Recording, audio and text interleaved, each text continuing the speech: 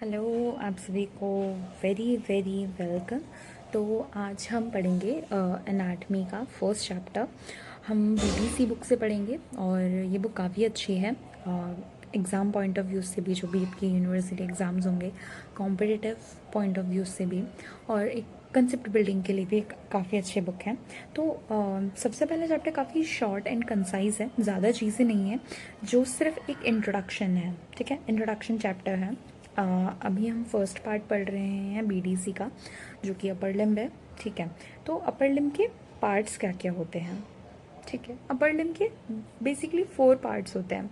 अब 4 पार्ट्स में क्या आता है? शोल्डर रीजन, आर्म जिसे हम ब्रेकियम भी कहते हैं, फोर आर्म जिसे हम एंटी ब्रेकियम भी कहते हैं, हैंड्स और मीनस। ठीक है, 4 हो गए। अब बेसिकली आप जब भी कुछ चीज़ें आप पढ़ते हैं ना, तो आप उससे खुद के ऊपर, या तो थोड़ा, अगर हैंड्स है, सपोज आप फोर आर्म पढ़ रहे हैं या आर्म पढ़ रहे हैं, तो थोड़ा सा इमेजिन कीजिए, ये बोन यहाँ, ये बोन यहाँ, ऐसा। ओके, तो बेसिकली 4 पार्ट्स बताया मैंने। शोल्डर, आर्म जिसे हम ब्रेकियम भी कहते हैं, फोर आर्म जिसे एंटी ब्रेकियम कहते हैं, एंड देन हैंड जिसे हम मीनस कहते हैं। Arm, four arm, sorry shoulder, arm, four arm and hand, minus. Okay, ये 4 पार्ट्स हो गए। अब जैसे कि डायग्राम में शो हो रहा है, यहाँ पे क्लैविकल बोन है, स्कैपुला है, ये हमारा शोल्डर रीजन है, ये हमारा आर्म है। आर्म में हमारी एक बोन होती है जिसे हम ह्यूमरस कहते हैं, ये एल्बो जॉइंट है। ये फोर आर्म है, फोर आर्म में यहाँ पे रेडियस है, अल्ना है, रेडियस है, रिस्ट है। रिस्ट में कार्पल बोन्स हैं, 8 कार्पल बोन्स होती हैं हमारे रिस्ट में, मेटाकार्पल बोन्स 5 होती हैं, फेलेंजेस 14 होते हैं। ये मिलके हमारा हैंड बनाते हैं। ठीक है, अब ज़्यादा हम खींचेंगे नहीं चीज़ों को, क्योंकि चीज़ें थोड़ा याद करने वाली भी हैं यहाँ पे, जिसे हम आपको याद तो करवा देंगे। ओके, तो देखिए, शोल्डर रीजन।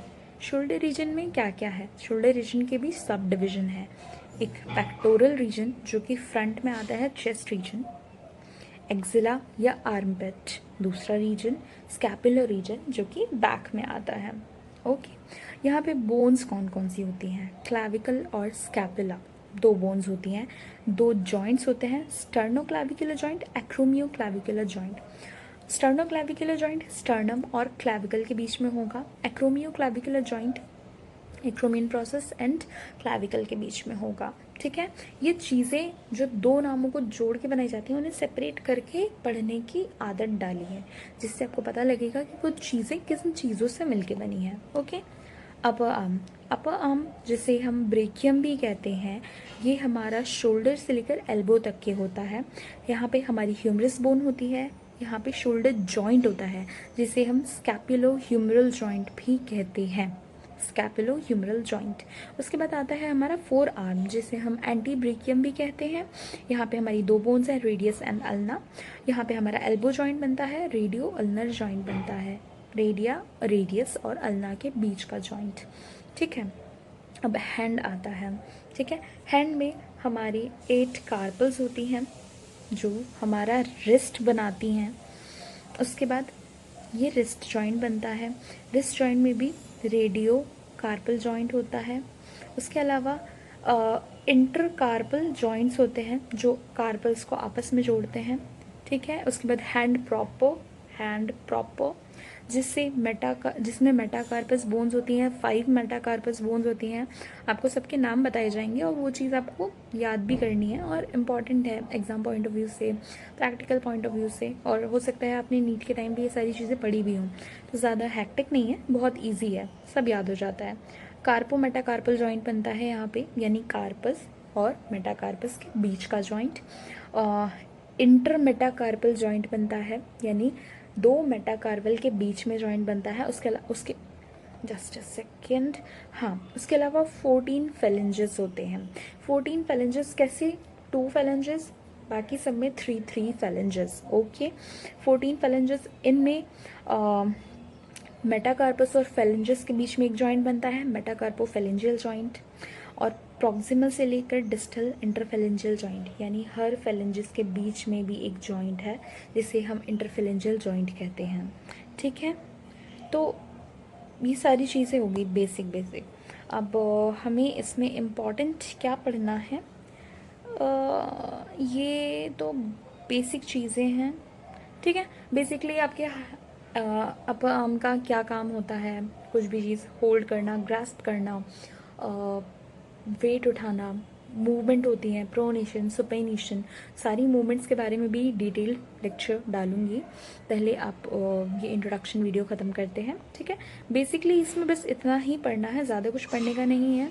और एक फोर्स ट्रांसमिशन का लाइन डायग्राम है जिसमें बस फोर्स कैसे हमारे हैंड से हमारी बॉडी उठाती है किसी भी चीज़ को, जब तो फोर्स कैसे ट्रैवल करता है। कुछ भी फोर्स है, वेट है, suppose I pick this bottle. ठीक है, बॉटल पकड़ी है मैंने, हाथ इसको पहले हाथ में पकड़ा, हाथ से वेट आया रिस्ट पे, रिस्ट जॉइंट पे आया रेडियस पे, रेडियस के बाद इंटरऑशियस मेम्ब्रेन। इंटरऑशियस मेम्ब्रेन आप ये डायग्राम में देख सकते हैं। इंटरऑशियस मेम्ब्रेन ये रेडियस और अल्ना के बीच में एक मेम्ब्रेन है, रेडियस और अल्ना के बीच में एक ये जो मेम्ब्रेन है, ये देख रहे हैं आप, ये है इंटरऑशियस मेम्ब्रेन। ठीक है, इंटरऑशियस मेम्ब्रेन पे आएगा फोर्स, फिर अल्ना पे आएगा, अल्ना से देन एल्बो जॉइंट पे जाएगा, एल्बो जॉइंट के बाद ह्यूमरस पे आएगा, ह्यूमरस से शोल्डर जॉइंट पे जाएगा, शोल्डर जॉइंट से स्कैपुला, स्कैपुला से coracoclavicular ligament, then clavicle, then sternoclavicular joint, then sternum, then axial skeleton।